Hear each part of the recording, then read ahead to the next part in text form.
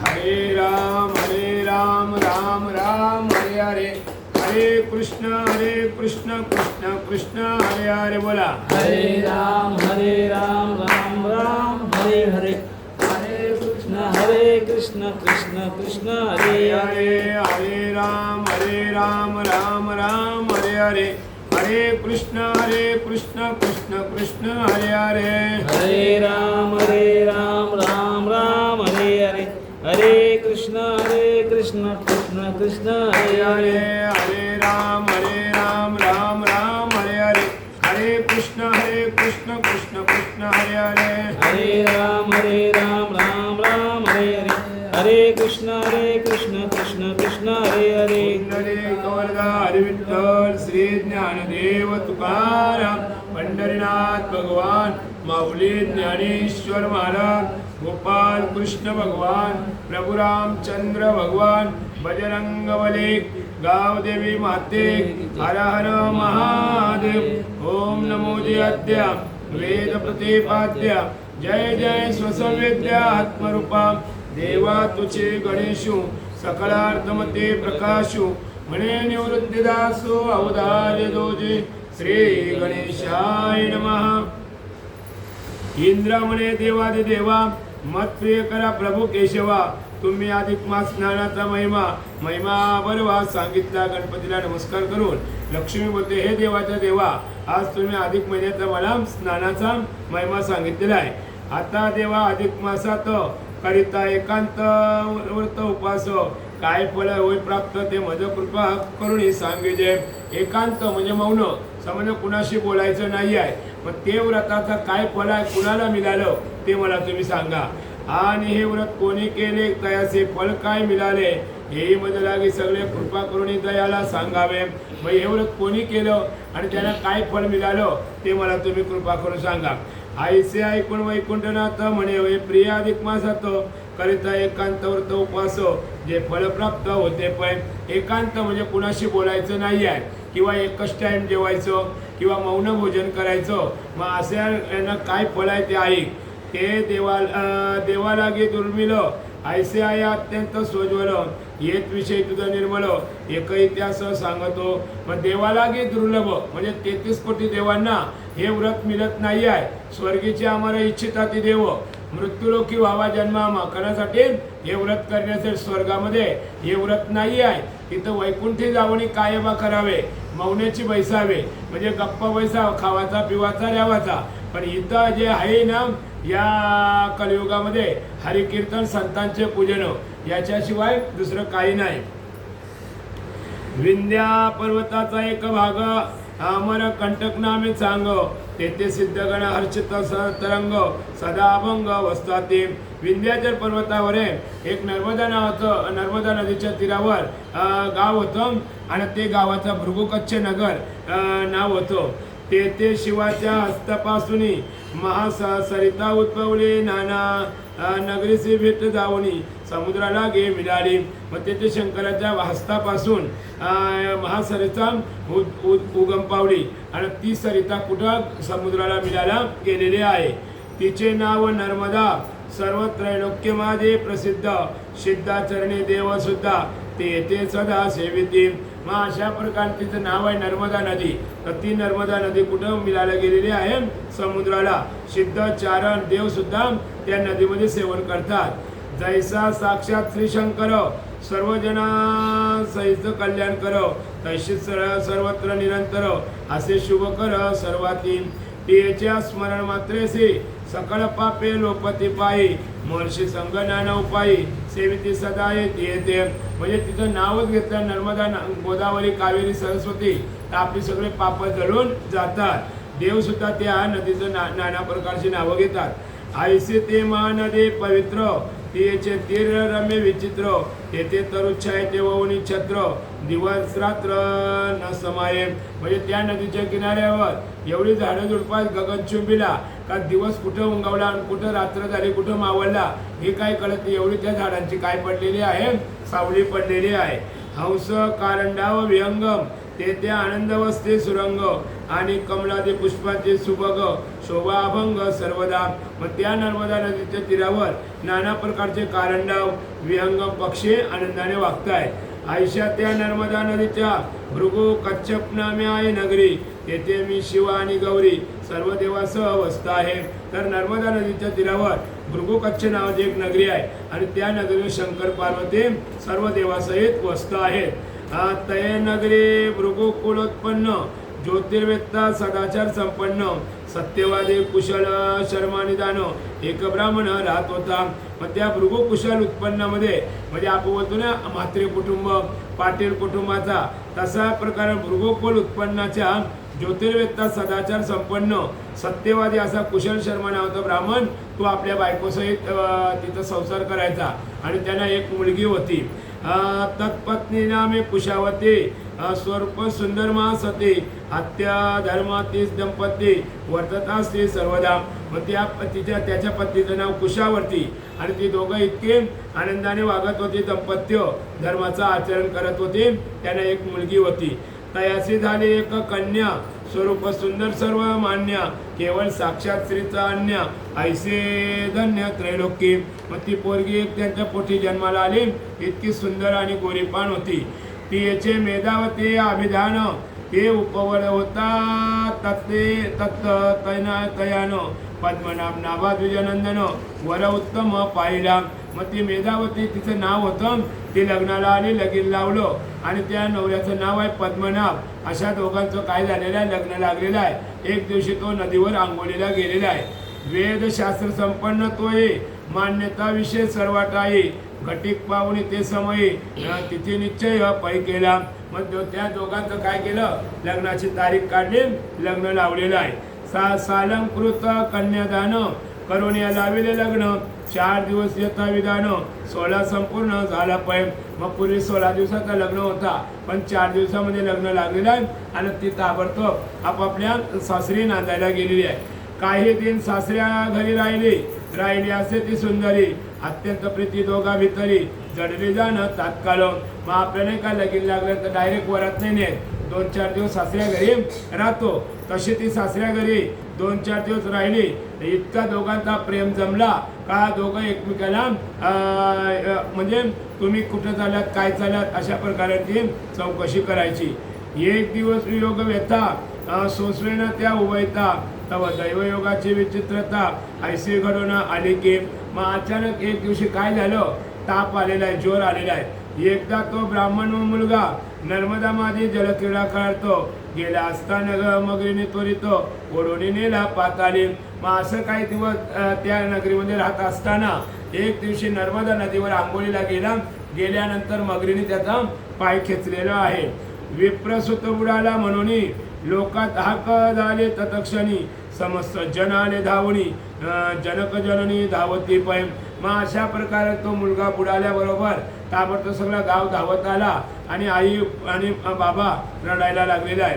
वक्षस्थळ ताडिता माता पिता आक्रोश धावती कांता ससुर सासरा धावणे वैता आहा म्हणून ओरडली. मग आता त्याच्या आईबाबाला जास्त दुःख आहे. त्याच्यानंतर त्याचा सासू आणि सासरा आला, ती रडायला लागलेली आहे. मृत्तिका घेऊन स्ववदनी गालित ते ती कामिनी तिच्या शोके सर्वधरणी उलपाय साचार. मग त्या पोरीने आपली माती जत्तीने आपल्या तोंडात टाकले का 2 दिवस झाले नाही माझ्या लग्नाला, तर आज माझा नवरा मेलेला आहे, काय करावं. इतकी ते दुःख करायला लागलेली आहे, तर धरणी भिजलेली आहे. एवढं दुःख तिला झालेलं आहे, डोळ्यातून अश्रू तिच्या चाललेले आहे. म्हणे आ देवा जगन्नाथा कोठवरी भोगू वैदव्यता कैसे प्राण ठेवाता कोठे कांता गेलासे. हे भगवंता, काय आता मी आवळं या कोवळ्या वयात काय मी विधवा पण सण करू, माझा नवरा कुठं गेला, अशी ती प्राण टाकायला सुरुवात केलेली आहे. बुडाले माझे सौभाग्य जहाज ओस पडली माझी सेज कोठे राजत गेले आज बोलू कुज कोणाशी. आज म्हटलं माझी सेज म्हणजे पलंग ओस पडलेली आहे. आज माझं सौभाग्य जहाज बुडालेलं आहे. आता मी गोष्टी कुणाला बोलू, आताच आपलं लगीन झालेलं आहे आणि आता मी बोलू कुणाशी. ऐसे वारंवार बोलून विलाप अति करुण मरणावणे अति कठीण दुःख झाले तेसे. त्यापेक्षा मी मेलूस चाललो असतो पण माझा नवरा मेला हे मला सण होत नाही आहे. कारण एखाद्या बाबा बोलतो ना का पोरगी मरावी पण जावईने मरावी. का तर पोरगी मेली तर काही करतो शिकताय, पण जावई मेला ना तर त्या पोरीला काही वापरायचा अधिकार नाही, ना मंगलसूत्र, ना फेरवळ, ना बांगड्या, ना माल. तशा प्रकाराने ती बोलतो मी मेलोस चालूस तू, पण माझा नवरा जगायला पाहिजे होता. जीवनाविना मासोले जैसे रात्रंदिवस तळमळी, नाना उपाय करा काले नये नव्हाले सुखाचे. जीवनाविना मासोले तैसा तुका तळमळे. जसा पाण्याच्या वेगळी मासली उडवली का ती मासली तरफडली जातोय, तशी ती पोरगी तरफडायला लागलेली आहे. पुढे ती कदाचित एकांती बैसोनी विचाराचे ते आता दुःखे विसराती तळमळोनी काय उपयोग. परत तिने आपलं मन स्थिर केलं. दुःख करून काय होणार आहे, थोडं दुःख केलं तर आपलं कमी होणार आहे. मग तिने धैर्य धरलं ना. आता येऊ म्हटलं अधिक महिना येईल, याच्यामध्ये आपण काहीतरी प्रयत्न करू अशी ती उपास करायला लागलेली आहे. तरी संसार भ्रम दुःख जेणे निर्सेल सकाळी क ऐसे काहीतरी आलोलिक व्रत एक आचरावे. मग जेणून आपला भ्रम संसार भ्रम उच्छेदक म्हणजे आपला दुःख निरसन होईल असं काहीतरी आपण एक व्रत करू. म्हणजे त्या अधिक महिन्याचं तिने व्रत करायला सुरुवात केली, मौन व्रत. ऐसा निश्चय करुणी म्हणी पित्यासे म्हणे आता ताता दयाने भव दुःख निरसला निश्चयाने ऐसे काही व्रत सांगावं. मग तेव्हा तू या बापाला बोलते बाबा मला काहीतरी माझं दुःख निरसन होईल असं मला काहीतरी व्रत सांगा. ऐसे करण्याचे ऐकून भाषित तत्पिता म्हणे ती व्रत बाले एकांत व्रत उपास व्रत अधिक मास आचरावे. मग बाबांनी काय उपाय दिला, एकांत उपास म्हणजे कुणाशी बोलायचं नाही, जेवताना आंघोळ करताना, याला एकांत उपास म्हटलेला आहे. असं म्हटलं तू काय कर, पोरी करून टाक, हे व्रत आचरण कर अधिक महिन्यामध्ये. तेने सर्व पापाचे दहन सकळ दुःखाचे निवारण आणि घोर भवसागर तरण होते जाणं निश्चय. मग या महिन्यामध्ये जर आचरण केलं तर तुझी पाप जळून जातील आणि दुःख सगळं निवारण होईल, भवसागर तरला जाईल. तयासमा पुण्य फळदायक उत्तम व्रत नसे अनेक ऐसे पित्याचे ऐकून वाचिक मेधावते आनंदली. मग त्या पोरीला आनंद वाटला. मग ती आता एकांत उपास करायला सुरुवात लागलेली आहे. पुढे अधिक मास प्राप्त होता ते कुशल शर्म्याचे दुहिता एकांत व्रत उपास करिता आरंभिती झाली पाहिजे. आरंभिती ताबडतोब तिने एकांत उपास करायची सुरुवात केलेली आहे. कुणाशी बोलायचं नाही आहे. नित्य प्रभाते उठवणी नर्मदे माझे स्नान सारोणी पुरुषोत्तमासे पूजोनी विप्राला गे अर्चित असे. मग नित्य सकाळी उठायचे, सूर्य उदयाच्या आत आंघोळ करायचे आणि ब्राह्मणाचं पूजन करायचं आणि एकांत लागे, कुणाशी बोलायचं नाही आहे. शयन करे भूमिठाये एक दिन उपाशी राही एकांतरे हरिविन्न खाई विप्रासी भजे सर्वदा. मग जमिनीवर झोपायची, खाट्या पलगार झोपायची नाही. एक दिवस ती काय करायची, उपवास करायची, म्हणजे एक टाइम जेवायची. सुवर्णादी दाने बहुत नियमे देई ब्राह्मण व्रत ऐसे रीती वर्तत सतत अधिक मास पूर्ण झाला पण. असा तिने पूर्णपणे 30 दिवस अधिक महिन्याचं व्रत केलेलं आहे, एकांत उपास. आणि ब्राह्मणाला काहीतरी दान दक्षिणा द्यायची. तेव्हा तिचे उद्यापन यथाविधी चालले जाणं इंद्रिय योग प्रकारे करून व्रत संपूर्ण संपाद. इंद्रिय म्हटलं असं लक्ष्मी एवढं त्या पूर्ण 30 दिवस उपास केल्याबरोबर उद्यापन आला 30व्या दिवशी 14 तारखेला. त्यावर उद्यापन केल्यानंतर तिला विमान आलेलं आहे. आणि पुढे प्रति अधिक मासात त्याच रीती चालविले व्रत ऐसे करता तिचे बहुत अधिक मास लोटले. मग ऐसं तिचं जेवढं आयुष्य होतं तेवढं तिने अधिक मास काय केलेले आहे, व्रत केलेले आहे. तवते विप्रकन्या मेधावते काल परे कृष ववण्याती नर्मदा जीवनी बहु प्रीती प्राण सोडिते झाले पाय. मग अशा प्रकारे ते काय झाले, कृष झाली. कृष म्हणजे वाढली आणि नर्मदा नदीवर तिचा काय गेलेला आहे, जीव गेलेला आहे. तो तेथे शिवदूत येऊनी ते सेनेले कैलास भुवनी तैते उमेचे प्रिय साधनी श्रेष्ठ झाले सर्वात. उमेची साधनी म्हणजे सवत बोलतो नाही का, तशी शंकराची दुसरी पत्नी झालेली आहे असं सांगितलेलं आहे. उमेची प्रिय साधनी म्हणजे सवत झालेली आहे. तिला कैलासाला गेले, शंकराच्या दूताई नेलं आणि कैलासाला नेलेली आहे. आणि तेथे नाना भोग भोगोनी उमेच्या देही झाले लीन पुढे लोकानुकार्थ देवी होऊन काशीत येऊन राहिली. मग अशा प्रकारे उमेच्या याच्यामध्ये ती गेली ना, उमेशसारखी म्हणजे पार्वतीसारखा तिचा देह झाला. झाल्यानंतर परत तिने काशीमध्ये गौबाई बोलतो नाही का, मग काशी फळो माको कवडी फळो माको काशी फळो हमको, तशा प्रकाराने पहिला शंकराच्या दर्शनाला जाताना अगोदर त्या गौबाईचं दर्शन घ्यायला जायला लागतो. मग तीच काशीमध्ये गौबाई म्हणून पार्वतीच्या देहापासून जन्माला आलेली आहे.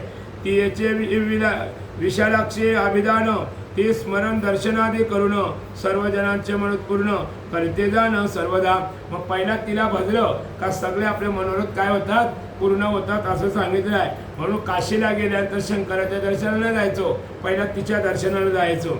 आणि आरोग्यता शरीर ठाई तैसाची अंती देते मोक्ष ऐसे ती मानवी असून पायी देवतामयी झाली देवतामयी.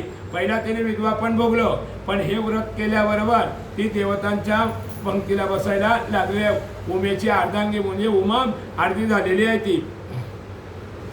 हा केवळ अधिक मासाच्या एकांतवास व्रताचा प्रभासे पैसाचा ही ममत्वाच्या सत्य जानपा. म्हणजे वास कशाचा, एकांत उपास केला अधिक महिन्यामध्ये, त्या निमित्तानं या विधवाबाईला शंकराची अर्धांगी अर्धांगी व्हायला लागलेली आहे. प्रिय सर्वापेक्षा अधिक मास पुरुषोत्तम मासे प्रिय विशेष त्यात आचरिता नक्त व्रतास ऐसेचे फळ लाभते. नक्त म्हणजे जेवू नका किंवा एक टाइम करा तरी एवढंच फळ प्राप्त होतोय. मेधावतीची सखी एक ब्राह्मणी होते कोमला नामक, ती येणे अधिक मासी पुण्यकारक नक्तव्रत आचरणे. आता ही मेधावतीची मैत्रीण होती, तिने नक्त केलेला होता म्हणजे जेवायची नाही आहे. मग तिला काय झालं पुढे ऐका. तेने ती कैलासी पावली गौरी शिवसंगे देवता झाली. पुढे लोक कल्याणार्थ भूतली येऊन राहिली काशीत. मग अशा प्रकाराने ती कैलासला गेली आणि गौरी शिवसंगामध्ये नांदायला लागलेली आहे आणि तीच परत काशीमध्ये आलेली आहे. तिचे मंगलागौरी अभिधान हे आध्यात्मिकते आहे दान, सदा लोकांचे कल्याण करून अंतिम मोक्षपदी देते पै. मग असं त्या मंगला गौरीला जर पूजन केलं तर आपल्याला सुद्धा कल्याण होते आणि मोक्षपदाला नेतोय. ऐसा अधिक मासाचा प्रभाव तोरो म्हणून सकळे त्या भीतर नाना उपाय निरंतर स्नानदान कर्मे आचरावे. पण या अधिक महिन्यामध्ये तुम्ही आंघोळ करा, एक टाइम उपवास करा किंवा एकांतवास म्हणजे बोलायचं नाही आहे. या सगळ्या गोष्टी या अध्यामध्ये आपल्याला महिन्यामध्ये पुऱ्या होतील. अधिक मासेचे पुण्य अद्भुत वर्णवया कोण समर्थ, शिवविदे शेषादे तेथ होती तटस्थ सर्वही.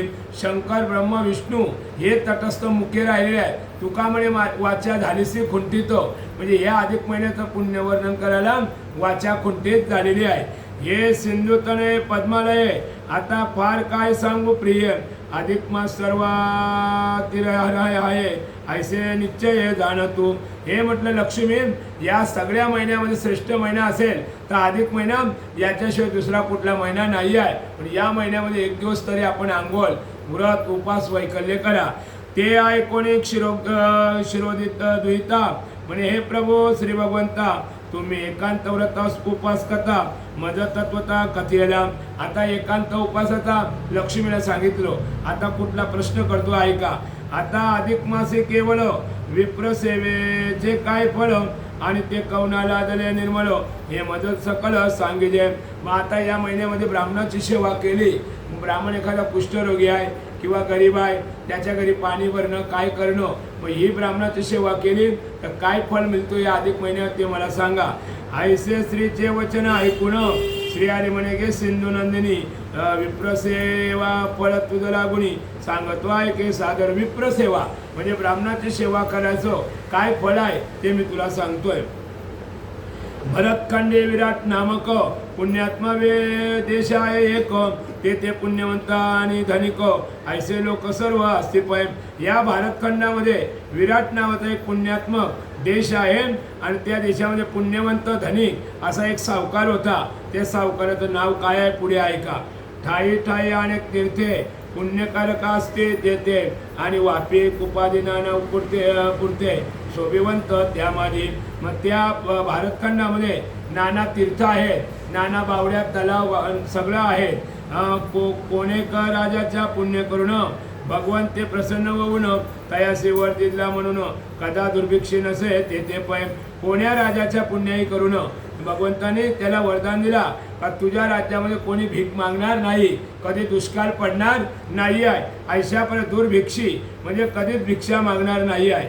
आयशा त्या विराट देशी सुरेख जो सह्याद्री पर्वत नायक तत्सन्निध महापूर नामक नगर एक आहे. पण महाशावर महापूर नावाचा एक नगर होता. त्या नगरामध्ये कोण राहत होता ते ऐका. ते महापुण्यकारक शुभ देवासय अत्यंत दुर्लभ जेथे कलितय धर्म सुप्रभ चतुष्पद राहिला. म्हणजे 4 पावलं कलीला पाऊल ठेवायची जागा नाही एवढं ते विराट नगरीचा राजा कसा होता, धर्मशील होता. काही त्याच्यामध्ये कलीला प्रवेश नव्हता, एवढं चांगलं गाव होतं. आणि जेथे परशुराम जननी रेणुका असे कामदायिनी तैसे ते देवर्षी मुनी आणि शुल्पा निवसे जेथे पैम. माशी ती परशुरामाची जननी कोण? रेणुका कामदानिनी. आणि देव ऋषी त्या सगळ्या त्या विराट नगरीमध्ये राहायचे. शंकर सुद्धा तिथं राहिलेला आहे. तैसे ती सर्वदा 4 वर्ण स्वधर्म जेते वर्तती दान. ऐसे महापुराभिधान नगर आहे योग्य तो महापुराभिधान. काय त्या नगरीचं नाव आहे? महापुराधान. मग तिथं 4 जातीचे लोक वसतात, आपापल्या धर्माप्रमाणे आचरण करतात. म्हणून तिथं कलीला 4 पाऊल ठेवायला जागा नाही. शंकर पार्वती सहित त्या नगरीमध्ये आहेत. तेथे पूर्वी धनदास नामक राहत होता महाशूद्र एक. तो सर्वभाव सर्वदा देख विप्रसेवा करीत असे. काय त्या राजाचं नाव आहे? धनदास. समज का? तो ब्राह्मणाशी काय करायचा? सेवा करायचा. प्रिय अद्यापी होता धनिक आणि तदा सहित होते अनेक. तरी गर्व टाकून सकलिक स्वांगे करे विप्रसेवा. श्रीमंत होता समज का? त्याच्याशिवाय आणखीन दुसरं श्रीमंत होतो, पण त्याला गर्व नव्हता. तो ब्राह्मणाची काय करायचा? सेवा करायचा. तयाचे पाद प्रक्षालने तयाचे अंगणे सारविणे तद्गुरी सडा समर्जन करणे अंगणी काढणे स्वस्तिक. बघा तो काय करायचा? धनदास. काय त्याचं नाव आहे? धनदास. तो ब्राह्मणाच्या घरी जायचा, झाडलोट करायचा, रांगोळ्या घालायचा, सारवण करायचा, पाणी वगैरे भरायचा, सडा समर्जन करायचा स्वतःच्या हाताने आणि स्वस्तिक काढायचा. आपण का रांगोळ्या काढतो दरवाजामध्ये तसा काढायचा. तैसे ते धुवावे तत्सदने क्रय विक्रय करून देणे अभ्यंगपूर्व स्नान घालणे आणि रगडणे पाय त्याचे. बघा काय धुणं भांडी कुटी करायची, त्याचा पाय रगडणं, स्वयंपाक वगैरे बनवणं, सगळं जे काय असेल त्यांचा विक्रीचा धंदा असेल तो करून आणायचा. इत्यादी विप्रकारे सकळ स्वांगेची करे सर्व काळ आणि तत्पत्नीची सेवा निर्मळ स्वपत्नीसही करवीत असे. म्हणजे त्याची पत्नी धनिक आहे ना, त्याची पत्नी त्या ब्राह्मणाच्या बायकोची काय करायची? सेवा करायची. तयाची भार्या पतिव्रता एक स्वभाव ते उभयता नुलंगी कधी पतिवचनार्था धर्म पण ते वर्तत असे. आपला नवरा जसा ब्राह्मणाची पूजा करताय तशी ती ब्राह्मणाच्या बायकोची काय करायची? पूजा करायची. ते हे आपले अंगे सतत विप्रस्त्रियांची सेवा करीतो. जे मागते प्रिय वस्तू ते पूर्वी दयासी. मग ज्या ब्राह्मणाच्या पत्न्या मागतील ना ती वस्तू त्यांना ती आणून द्यायची. आईसे ते उभयता दंपती विप्रकाजे धन वेचिती परिवाचे न उच्चारिती सदाप्रीती विप्रावरी. वाचे न उच्चारिती. हा आम्हाला यांचं काम करायला लागले, आम्ही यांची कामं करतो असं कधीच तोंडातून ती उच्चार करायची नाही. फक्त नवरा सेवा करेल तशी ती बाई त्या ब्राह्मणाच्या बायकोची सेवा करायची. कठीण काळ पडताही चित्ती खेद न मानती काही उल्हासयुक्त सर्वदायी गर्वही नाही तिलवर. कठीण म्हणजे दुष्काळ जरी पडला तरी कधी त्या ब्राह्मणाची सेवा तरी टाकलेली नाही आहे. इंद्रे फार सांगू काय तो धनदास शूद्रवर्य साधा वया विप्रकार्य स्वधनवेळी करीत. स्वधन म्हणजे स्वतःचं दुष्काळ पडला तर स्वतःचा धन त्या ब्राह्मणाच्या कार्याला काय करायचा? लावायचा. ऐशितेने कापट्य रहित विप्रसेवा केली सतत आणि त्याहून विशेष अधिक मासात स्नान देपूर्वक संपादिले. अशा प्रकार कधी त्याच्या मनामध्ये कपट नव्हता का बाबा याचं सेवा करताय तर याचा कवा काटा काढावा नाही आहे. चोरी मारी कधीच त्याने केली नाही. उलट त्याच्या घरातलं धन त्या ब्राह्मणाच्या कार्याला तो लावायचा आणि त्याच्यामध्ये अधिक महिना मग अधिक महिन्यामध्ये जेवढे आंघोळ करायचा त्याच्याबरोबर तेच त्यांची आंघोळ व्हायची. पुढे दैवयोगे तत्शरीर कुष्ठरोगी व्यापलेले समग्र तेने तो सर्व लोकाभितर निंदफार झाला. बघा यायचं लोका करायला जर तू मारवतीनं होतं काय गणपती म्हणजे तशा प्रकार आज त्यांनी एवढी सेवा केली निस्वार्थपणाने. पण देव बघा किती नाटकी आहे. त्याला काय झाला कुष्ठरोग झाला. कुष्ठरोग झाला आणि त्याला गावाच्या लोकांनी गावाच्या बाहेर हाकलून दिला. का वास येतोय म्हणजे धुंद झाला तुझा दरबार. आपण बोलतो आपण सेवा केली तर आपल्याला चांगला फल. पण देव इतका नाटकी आहे का जेवढं आपलं कष्ट बघायला येईल ना तेवढं आपल्याला दुःख जास्त देईल.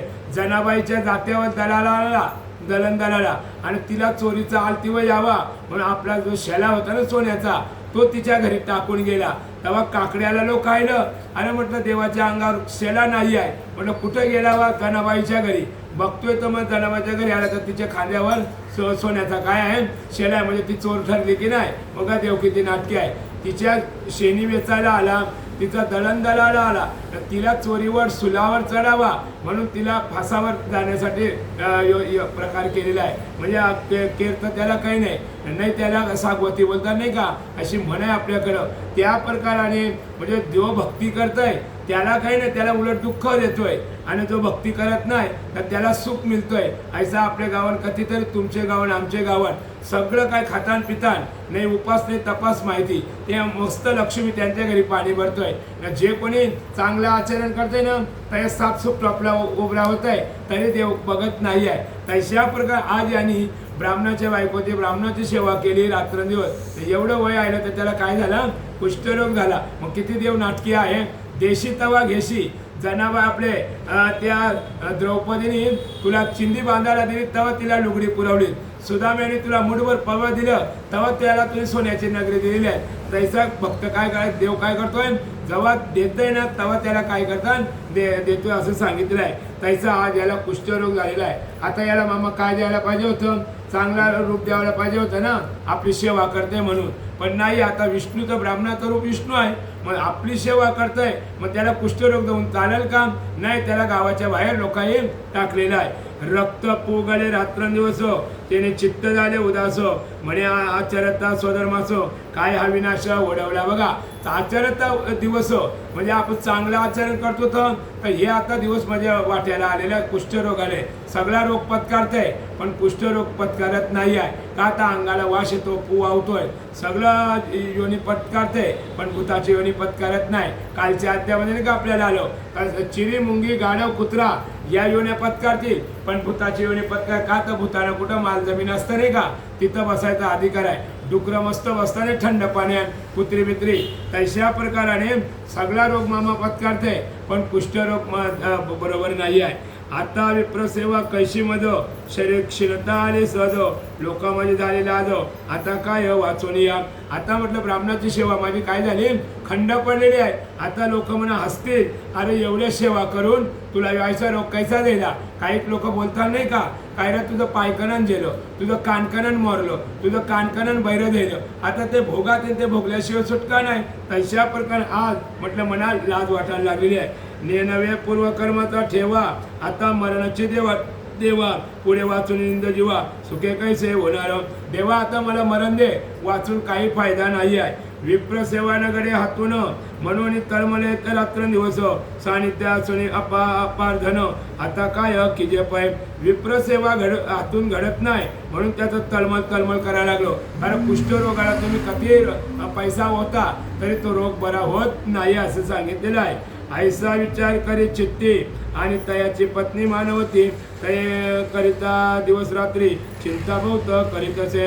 आता त्या बायकोला चिंता वाटली का माझ्या नवऱ्याने काय पाप केलं तर आज ब्राह्मणाची सेवा खंडित झालेली आहे माझ्या नवऱ्याला कुष्ठरोग झालेला आहे. पुढे कालांतरे कदाचित एके सिद्धे येऊन त्या प्रत कथिले की व स्वश्री सहित उदय मृत्यू पावशील. मग अशा प्रकारे एक दिवशी त्यांच्या दरवाजामध्ये कोण आला? जो आला ज्योतिषी आला तर तुमचं सकाळी सकाळी दोघांचा काय होणार आहे? मृत्यू होणार आहे असा त्या ज्योतिषाने सांगितलेलं आहे. आणि विप्रसेवा प्रभावे करून आपल्या श्री वर्तमान सुंदर विमाने आरूढन स्वर्गी जाशील निश्चय. तेव्हा त्या ज्योतिषाने काय सांगितलं? तुम्ही ब्राह्मणाची सेवा केलेली आहे म्हणून तुम्ही दोघं जण एका विमानामध्ये बसून वैकुंठाला जाल असं सांगितलं आहे. ते सिद्धाची वाणी ऐकून धनदास हर्षला म्हणी मग आपुल्या द्रव्याचे तत्क्षणी 3 भाग केले तयाने. मग आता आपल्याला उद्याला मृत्यू येणार आहे म्हणून काय केले त्यांनी? 3 पोरे होते ना तर तिघांना ते धन वाटून द्यायला सुरुवात केली. आता उद्याला मरणार मग आदल्या रात्री त्याने धनाची काय केली? वाटणी केली. एक भाग ओपीला पुत्रासं, दुसरा दिला कन्या द्वयासं, तिसरा भाग तो विप्रासं ते तीर्थे जाऊन या अर्पेला. पहिला भाग कुणाला दिला? पोऱ्याला दिला. दुसरा भाग पोरीला दिला आणि तिसरा भाग ब्राह्मणाने जाऊन तीर्थामध्ये वाटायला लागलाय. ऐसे आपुले कोटी जण त्याने टाकिले वाटून द्वितीय दिनी श्री सवर्तवान स्वर्गभूना पावला. मग बघा म्हणून ज्याची त्याने संपत्ती आहे ना ती खरोखर वाट्याला लावून जायचो न ठेवून जाल तर तुम्ही भूताच्या वेळेला रमाल. अशा प्रकाराने 3 वाट केल्याबरोबर ताबडतोब त्याला सकाळी सकाळी विमान आलं आणि दोघं वैकुंठाला गेलेले आहेत. इंद्रिय योग प्रकार सर्व ब्राह्मण सेवेचा असा प्रभाव परलोकी सुखापूर्व तेथे सदैव क्षुद्रासे. मग आता इथं पण त्याला दुःख भोगावं लागलं पण वैकुंठामध्ये त्याला सुख भोगावं लागलेलं आहे. आता विशेष अधिक मासात ऐसे विप्राते सेवतात ते होऊन या पाप निर्मुक्त मोक्षप्रद पावते. मग ही जर ब्राह्मणाची सेवा केली तर ते पापातून मुक्तता होतील. हे उद्याच्या अध्यायामध्ये आपण ऐकूया. काही असे नाही पुनरावृत्ती हे इंद्रिय जाण निश्चिती ही पुण्यकथा पडते ऐकती ते हे उद्धरते कोटी कुळे. मग ही जर कथा आपण ऐकली कुष्ठरोगी माणसाची तर आपला सुद्धा उद्धार होईल. येथे श्री अधिकमात्म्य सार बृहन्नारदे पद्माधार सज्जन श्रुते कोच्चतुर 23वा अध्याय. श्रीकृष्ण अर्पण नमस्तु. कुंडली कवर्धा हरिविठ्ठल श्री ज्ञानदेव तुकाराम पंढरीनाथ भगवान माऊली ज्ञानेश्वर महाराज की जय. सदा सर्वदा योग तुझा घडावा तुझ्या कारणी देह माझा पडावा. उपेक्षू नको गुणवंतानंता रघुनायका मागणे हेची आता. जय जय रघुवीर समर्थ वासुदेव हरी वासुदेव.